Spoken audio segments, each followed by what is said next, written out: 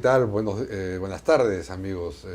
Hoy vamos a hablar con Tomás Müller, un amigo de muchos años, fotógrafo, comunicador, peruanista, una persona que ha vivido ya 35 años en el Perú, recorriendo todo el Perú, y asesor de comunicaciones de la Sociedad Peruana de Derecho Ambiental, quien además fue el que nos ayudó mucho a constituir y desarrollar todo un programa de comunicaciones. Bienvenido, Tomás, gracias. Muchas gracias a ti, más bien. Qué bien, Gracias. Tomás. En verdad, Tomás es conocido en el Perú en los años 80 por ese proyecto TAFOS de fotografía o taller de fotografía social, que implicaba todo un reconocimiento y captura, diríamos, usando un lenguaje fotográfico, de la vida y las imágenes de los pueblos andinos. Y después de eso, que creó de alguna manera quizás nos puedes contar un poco sobre TAFOS, ha ido haciendo otras cosas. Últimamente se ha concentrado en vincular su actividad de comunicación y fotografía con los temas ambientales, con la preocupación por generar una conciencia ambiental. ¿Cómo te sientes, Tomás, después de todo este tiempo en el Perú de hoy, ¿no? Muy bien, sigue siendo un reto y un privilegio a la vez, estando en contacto con la gente, viajando y poder seguir con mi cámara, ¿no? Que no es, que es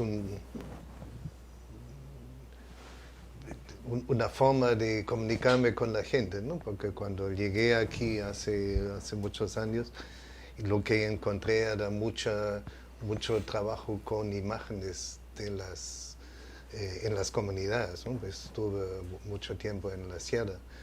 Ese proyecto de TAFOS era precisamente darles cámaras Sí, fotográficas a los comuneros para que ellos registren su vida cotidiana, ¿no? claro. Bueno, al comienzo yo estaba trabajando con mi cámara y hasta que algún día vino un dirigente a pedir una cámara porque quería tomar fotos de la visita de un juez de tierras. Estamos hablando de 1980. 85. En época de sendero. Sí. O sea, en época que había muy poca presencia Claro. de, digamos, investigadores Sí. en el campo. Había algo, pero muy poco, sí. muy poco, ¿no? Sí. Y había una gran necesidad de parte de las comunidades de hablar de su propuesta, ¿no? Porque visto desde la costa, desde Lima, todos eran terrucos, todos eran de alguna manera una amenaza y ellos tenían una propuesta propia interesante, tenían una cultura, tenían fiestas, una vida que demostrar. Y una vida que no se conocía porque los medios de comunicación tampoco estaban presentes. No fue. Y no teníamos los sistemas, obviamente, de comunicación actuales. Claro. ¿Ese trabajo lo hacías solo o ibas con equipo, con un equipo de otros? No, sí, claro, éramos al comienzo con mi esposa y después todo un equipo. Estuvimos al final un equipo de más de 20 personas porque se extendía en todo el país. Estuvimos en la selva, estuvimos en Puno, Cusco, en la costa, en Piura, en Nazca, por todo lado, ¿no? Porque había esa búsqueda de la imagen grande, ¿no? de cohesionando país, aunque sea virtualmente, en imágenes. ¿Y has vuelto de alguna manera a alguno de estos sitios después de tantos años? Sí, siempre.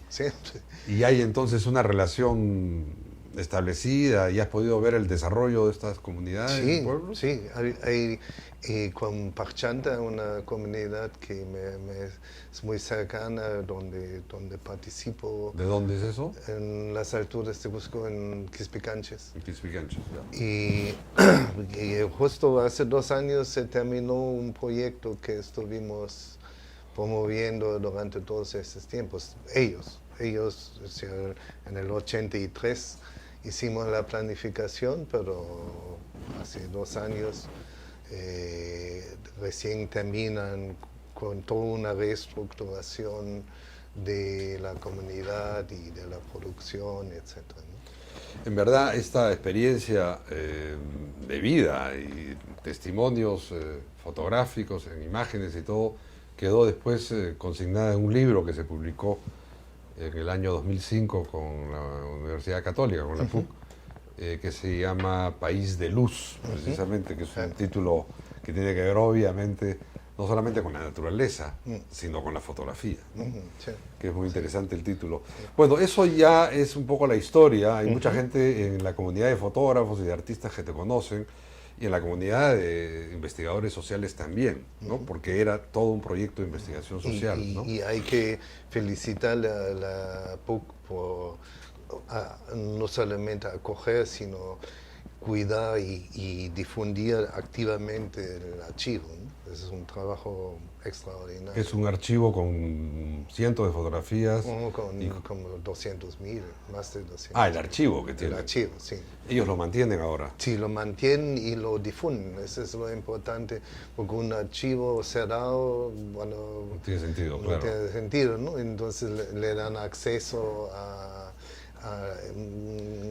estudiantes, a estudiosos. Y eso lo tiene el área de comunicaciones de la En facultad. fotografía, sí. Ah, qué interesante, qué interesante. Eso yo no conocía.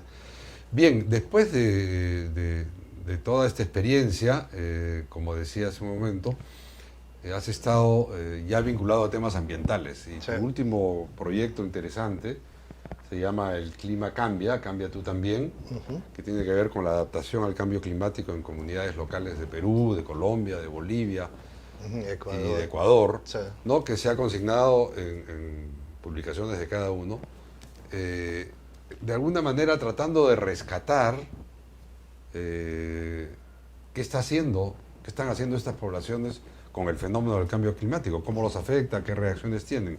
Cuéntame un poco de eso, cómo ha sido. Sí. Para mucha gente el cambio climático es una amenaza y en los estudios, en las publicaciones se magnifica, ¿no? Se proyecta casi el fin del mundo. Para los productores, para los campesinos, andinos, ribereños, no hay esa posibilidad de estudiar el fenómeno, sino de adaptarse al fenómeno y Además, inmediatamente, tratar de hacerlo ya. en ese momento, en ese año, porque no pueden... No puedes ni planificar ni nada, es un tema de sobrevivencia. Sí, pero también de conocimiento tradicional. Es decir, el Perú y toda la cuenca del Pacífico tiene mucha experiencia en variabilidad del clima a partir de los fenómenos del niño y de la niña, ¿no? Entonces, variaciones en el clima no es algo nuevo para estos productores. Y han desarrollado durante miles de años y algunos ribereños durante una década, ni miles de años. Y esos conocimientos tradicionales en este proyecto del Clima Cambia, Cambia tú también, están consignados. La idea era rescatar esos conocimientos para aportar desde las poblaciones tradicionales alternativas de adaptación. Exacto, y en dos sentidos. Uno, hacerles ver a las autoridades regionales y nacionales que en ese conocimiento sí hay un valor y crear un diálogo entre los saberes, entre el saber popular y el saber académico, ¿no? Y por otro lado, buscar formas de replicabilidad de las experiencias, ¿no? Hay experiencias, por ejemplo, de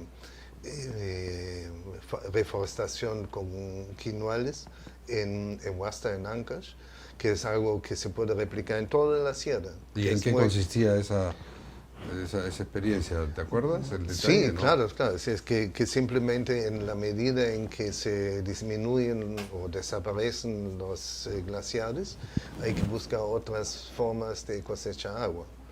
Y una de estas formas es mantener o resembrar bosques en las cabeceras de cuenca.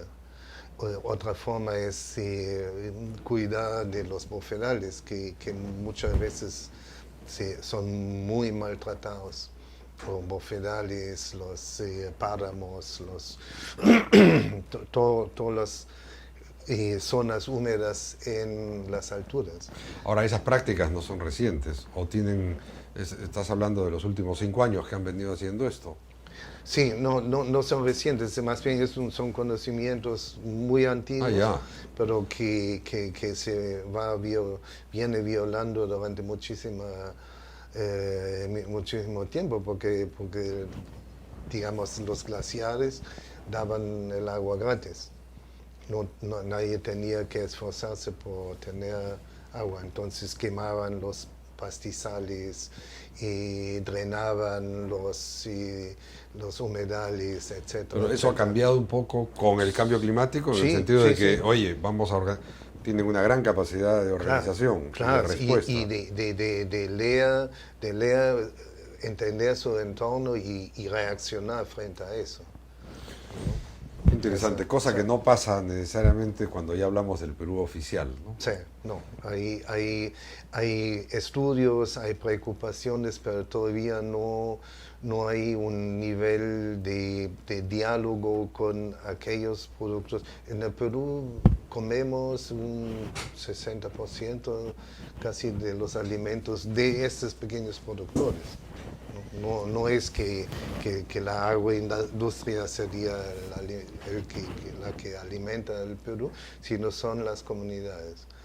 Y todo este tema de la consulta previa, que es muy importante para conectar, ¿no? Digamos, el Perú oficial que quiere y está creciendo, y a los inversionistas, con estas comunidades que son poseedoras de los recursos naturales que se pretenden extraer. ¿Cómo ves el proceso de la consulta previa, la ley y después los problemas que han surgido? ¿Cuál es tu opinión sobre eso? Bueno, la consulta previa es una necesidad, es increíble que hay que hacer una ley para realizarla. Debería ser natural y sobreentendido. Pero bueno, ahora tenemos la ley.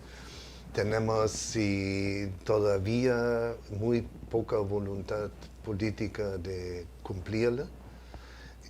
Siempre se está buscando alguna forma de evitar, de reducir la forma de consulta. Había una primera experiencia con los maijunas en Loreto. Buena, pero es cuestión de, si tú preguntas a una población que promueve desde hace años un área de conservación regional, en la consulta sí van a decir sí, no, es normal. Claro, la consulta previa para crear una área de conservación local o regional, pero normalmente es ganadora. Sí, ¿no? pero promovido por ellos. Claro. Porque hay otros puntos en el Perú, el área no es muy querido por los ribereños, ¿no?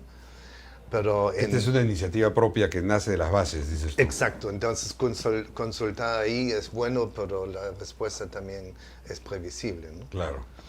Pero si les preguntas si quieren tener una carretera o si quieren tener unos mineros lavando oro ahí, y la respuesta sería mucho más difícil. Claro, por todo lo que es la dinámica que se ha generado, de dependencias económicas, de corrupción, etcétera. Sí, y porque digamos en el mundo consumimos mucho más recursos de lo que produce la tierra. Entonces, desde más o menos fines 80, 90, ha comenzado un conflicto por el uso y sí, de los recursos. De los recursos, el suelo, uso y quién gana cuánto con los recursos. Entonces, ese conflicto hace indispensable la consulta. Y cuando tú, que conoces todo el Perú, ¿no? Sí. Un alemán de Alemania, ¿no? Que conoce el Perú, por eso dije que es un peruanista, y además que aporta y ama el Perú, por eso es que vives acá tantos años. Cuando ves y recorres el Perú, hay contrastes enormes, Sí. culturales y todo, ¿no? Y de regiones y de climas. Me imagino que hay un contraste muy fuerte entre lo amazónico y lo andino. Sí. ¿Es más difícil trabajar con las poblaciones amazónicas o cada una tiene su singularidad? Sí, y su encanto y su dificultad, sí. Porque con unos tienes una barrera más fuerte del idioma que con otros, ¿o no? O el problema del... ¿Cómo te has manejado No, con yo tu hablo español? quechua. Ah, hablas quechua. Sí. Quizás no muy bonito, pero hablo. Y eso lo has aprendido acá en Perú. Sí, sí, claro. Interesante, porque eso me lleva a preguntarte sobre esta preocupación que tenemos todos de respetar la diversidad cultural, ¿no? Sí. Hablamos de diversidad biológica, los peruanos estamos orgullosos de todos estos recursos naturales que tenemos, ¿no? Expresados en esta diversidad biológica, y también estamos orgullosos de la diversidad cultural, pero con la diversidad cultural como que es una cosa más de la boca para afuera. O sea, hay un problema de comunicación serio y a eso quería llegar, ¿no? Tú eres un experto en comunicaciones. No sé, es cada vez menos. Que cuando llegué había un conflicto interno con mucha violencia y, digamos, la población de la clase media, la población costeña, miraba hacia Europa, miraba hacia Estados Unidos, ni siquiera visitaba al interior del país. Eso ha cambiado porque en el interior del país no solamente hay minas, no solamente hay agua que abastece los turismo, cultivos, bueno, hay turismo, pero hay una biodiversidad enorme, gigante, que está respaldada por la población, por las diferentes culturas. Y por ejemplo, paperas en la sierra, ¿no? Recién comienza el boom de la cocina, pero es en realidad el boom de la biodiversidad. Claro. Porque hay una cantidad de recursos increíbles que llevan a que la papa nativa que hace 20 años nadie quería comer, hoy Claro, es y el camote y todo lo demás, todos los la tubérculos, oca, todo eso, no solamente compras en Bonn, sino se exporta. Claro. Pero entonces, este conocimiento tuyo del quechua ha facilitado enormemente tu comunicación con las poblaciones andinas, a pesar de que me imagino que tienes un quechua estándar que te permite comunicarte con distintos tipos de quechuas que tenemos, ¿no? Sí, en el norte con cajamarquinos como con cusqueños. Sí. Es posible, han En desarrollado... Cajamarca creo que era una comunidad que habla quechua, pero también en la selva, porque eso es un fenómeno que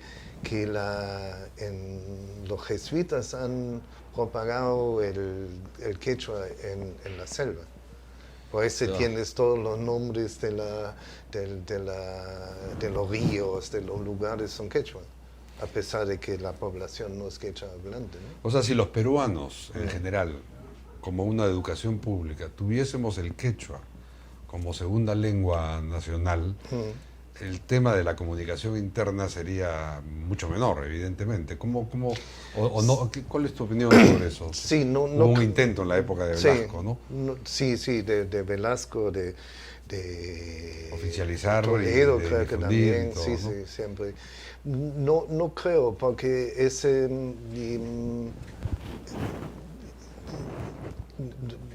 tú no comunicas con un idioma mal hablado. No, ya, ¿Ya? ok. Entonces, Está claro. hay otras formas, la música, la fusión en la música, la fusión en la comida, el baile, el reconocer, ándate a la Plaza de Armas y tú vas a ver aquí en Lima, todos los meses, un domingo, viene una región a presentar sus danzas, sus ¿ya? Esas son formas de comunicar mucho más eficientes. O lo que hacemos en la SPDA es simplemente hacer, invadir, utilizar espacios públicos para hacer exposiciones, para llevar el país a la gente que no va al país.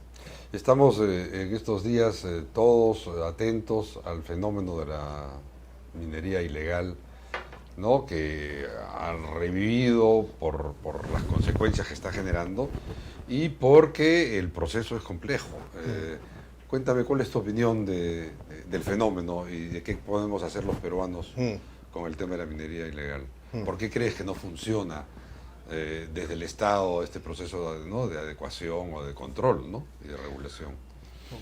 Básicamente porque el Estado es muy débil.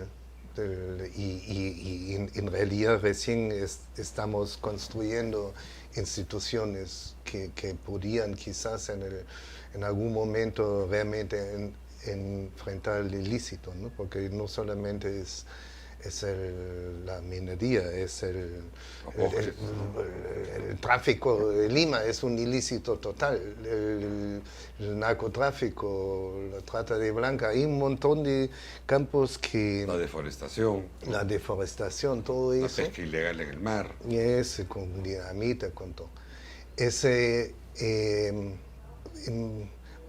Tiene un Estado que no tiene un organismo represivo que funciona como una policía, nunca va a poder lograr que sus leyes sean respetadas. O sea, empezar por la policía es esencial. Mientras un policía me cobra 20 soles si no respeto las reglas, mucha gente no las va a respetar. Claro, basta que te diga que no, claro, y que te multen con 300, 500 o 180 soles ahora para el tema del ruido, ¿no? El cinturón se aceptó en tiempo récord en el Perú. Comparado con otros países, sí, ¿no? Fue sí, mucho más rápido. En Alemania duró ¿Y por qué crees que fue eso así? Porque tienen miedo a la multa. La multa era muy cara. Muy cara, muy alta. Claro. Si son 20 soles ya papiña. Pero si eran, creo que 360 soles. O con el alcohol. Todavía hay gente que maneja borracho, pero relativamente rápido a disminuir. O sea, tenemos un problema de un Estado frágil, débil. Sí, no es un gobierno frágil y débil, es un Estado frágil y débil. Exacto. De muchos gobiernos atrás, claro, y espero que no sean muchos gobiernos adelante. Claro. O sea, estamos complicados en eso. El tema de la educación obviamente es esencial. Claro. ¿Qué estás haciendo ahora? ¿Qué proyectos futuros tienes, Tomás? Sigo en la SPDA. Claro. Y estamos con dos jóvenes, con Lucía Flores y con Diego Pérez, construyendo una consultora, una productora de comunicaciones audiovisuales. Y esperamos poder aportar mucho más masivamente a la difusión, a esa creación de un país virtual, teniendo imágenes como... Claro, y reconociéndonos a través de las imágenes. Exacto, ¿no? porque si antes de entenderte, tengo que verte, ¿no? Así es, antes de entenderte, tengo que verte. Bueno, con esa frase terminamos, amigos, esta conversación con Tomás Müller, a quien le debemos mucho los peruanos, también nuestra institución, por ese amor y ese compromiso con el país, que ha llevado a muchos jóvenes a, digamos, aprender con él una nueva manera de ver el país y de registrarlo en documentos, ¿no?, fílmicos y fotográficos. Gracias, Tomás. A ti, muchas Seguiremos gracias. Conversando. Sí. Y con ustedes, amigos, nos seguiremos vemos juntos. Sí, con ustedes hasta el próximo lunes aquí en La Mula TV y en Actualidad Ambiental Televisión. Hasta luego.